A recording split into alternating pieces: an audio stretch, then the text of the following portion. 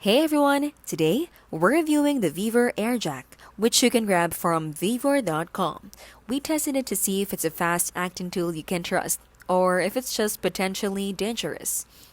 Right away, the lifting power impressed us. It raises vehicle quickly with very little effort.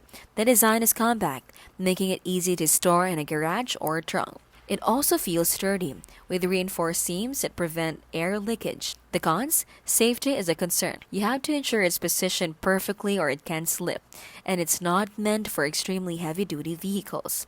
Also, while it's faster than a manual jack, it still requires an air compressor, which adds to the cost if you don't already own them. Overall, the VEVOR Airjack is reliable for quick lifts, but it's not a full replacement for heavy-duty garage equipment. Use it with caution, and it's a solid tool for emergencies or small projects.